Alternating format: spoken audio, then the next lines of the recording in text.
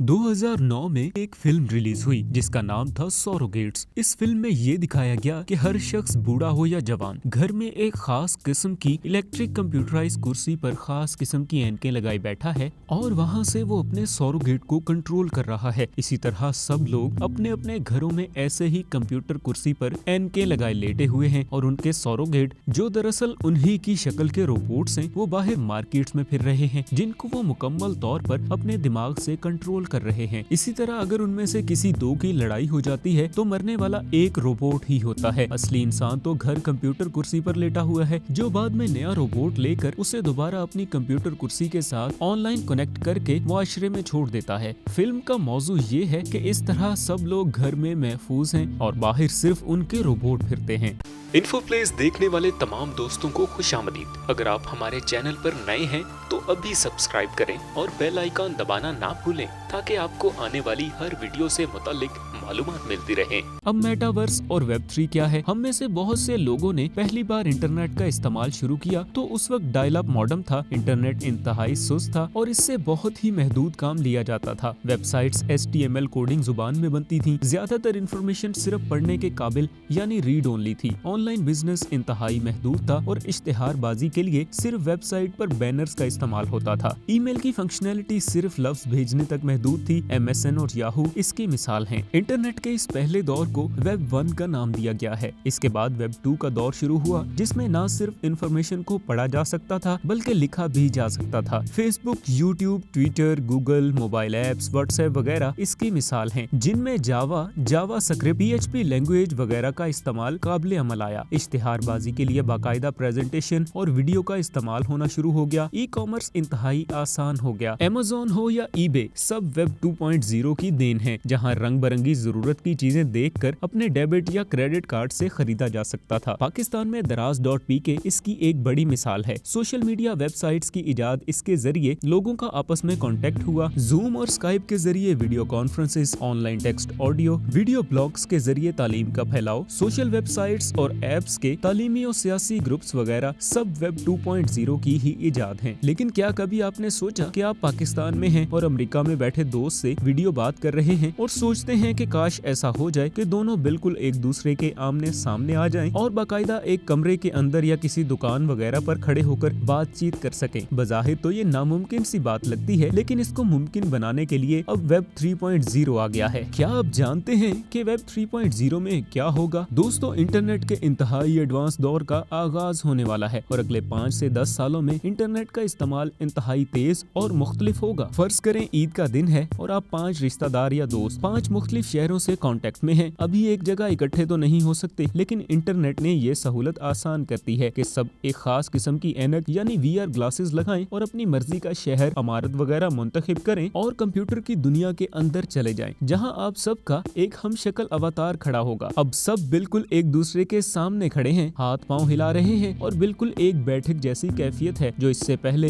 Web 2.0 पर मुमकिन न थी। अब जिस इमारत के अंदर आप खड़े हैं वो आपकी अपनी भी हो सकती है और आप किराए पर भी ले सकते हैं। जी हाँ, वेब 3 में लोगों के पास डिजिटल जायदाद होगी जिसे वो सेल कर सकेंगे या रेंट पर लगा सकेंगे। इसीलिए मार्क ज़करबर्ग ने जैसे ही मेटावर्स का ऐलान किया उसके साथ ही डिजिटल साजो सामान बनाने वाले क्रिप्टो प्रोजेक्ट्स के स्टॉक ऊपर चले गए। इस वक्त जो कुछ भी इंटरनेट में इस्तेमाल होता है यानी लिखाई, तस्वीर, म्यूजिक, वीडियो गेम्स सब मेटावर्स और वेब 3 की जीनत बनने वाले हैं। शायद आपने इन दिनों NFT का नाम सुना होगा। NFT दरअसल डिजिटल आर्ट का नाम है यानी तस्वीरों की एक कलेक्शन जिसे लोग डिजिटल प्रॉपर्टी, घर, बिल्डिंग वगैरह लेकर उसकी दीवारों पर लगा सकेंगे। सिर्फ यही नहीं, म्यूजिक भी बतौर NFT फरोख्त होगा। सिंगर हजरात अपने गीतों को NFT के तौर पर उस कंप्यूटर दुनिया में या तो मुकम्मल तौर पर या किसी एक शख्स को महंगे दामों फरोख्त कर देंगे या किराए पर लगा देंगे। अब मिसाल के तौर पर ईद की चांद रात है और मुख्तलिफ शहरों के दोस्त एक मकान में इकट्ठे हुए हैं और हनी सिंह के गीत उस डिजिटल घर में लगाना चाहते हैं तो वो इसके गीत NFT किराए या असल कीमत देकर खरीदेंगे या अपनी पहले से खरीदी गई म्यूजिक NFT एल्बम से एक ही आवाज या हाथ के इशारे की डिमांड से लगा सकेंगे। इससे कॉपीराइट का मसला तो बिल्कुल हल हो जाएगा। दोस्तों, वेब 3.0 में गेमों का रुख भी बदलने वाला है। GTA गेम का तो तकरीबन सबको ही पता होगा। गेमें मुकम्मल तौर पर ऑनलाइन हो जाएंगी बल्कि आप एनके पहनकर या अपना हमशक्ल अवतार बतौर गेम प्लेयर इस्तेमाल कर सकेंगे। ग्राफिक्स इस कदर जाजिबे नजर हो जाएंगे कि आप इस दुनिया से बाहर नहीं निकलना चाहेंगे। जैसा जैसा कि आप एक ख्वाब देख रहे हो। सिर्फ यही नहीं, गेम्स के अंदर इस्तेमाल होने वाली चीजें भी किराए पर मिल सकेंगी, जिनके मालिक दुनिया के मुख्तलिफ कोनों में बैठे होंगे। मसलन आने वाले दिनों में GTA गेम कुछ इस तरह होगी कि आप अपना हमशक्ल जो कि आपने पैसे देकर खरीदा होगा वो कार चला रहा होगा, लेकिन कार आपने किराए पर ले रखी होगी जिसका मालिक शायद राजस्थान में बैठा हो। मुझे तो लगता है कि फितरी वर्ल्ड की निस्बत वर्चुअल वर्ल्ड में पैसा कमाना बहुत ज्यादा आसान हो जाएगा। Web3 इंटरनेट की दुनिया में इस्तेमाल होने वाला पैसा क्रिप्टो कॉइन है। बिटकॉइन का जैसे आपने नाम सुना ही होगा। बिटकॉइन दरअसल डिजिटल कॉइन है जिसमें आप पैसे डालते हैं और वो आपके पैसे की वैल्यू को स्टोर कर लेता है। मार्केट में उतार चढ़ाव के साथ साथ इसकी वैल्यू में कमी बेशी आती रहती है, लेकिन चूंकि पहले इनफरादी लोगों ने इसे खरीदा, फिर इदारों ने और फिर बिजनेस इदारों ने, इसके बाद अब बात मुल्कों पर आ गई है जो बिटकॉइन को खरीद रहे हैं, इसलिए साल हर साल इसकी वैल्यू बढ़ रही है और इसका मुस्तकबिल महफूज नजर आता है। इसी तरह Web3 में बनने वाली एप्स ब्लॉकचेन का इस्तेमाल करेंगी। इथेरियम का आपने नाम पढ़ा होगा। ब्लॉकचेन के अंदर मुख्तलिफ टोकन बनाए जाते हैं जो बतौर पेमेंट सिस्टम इस्तेमाल होते हैं, जैसा कि Web2 में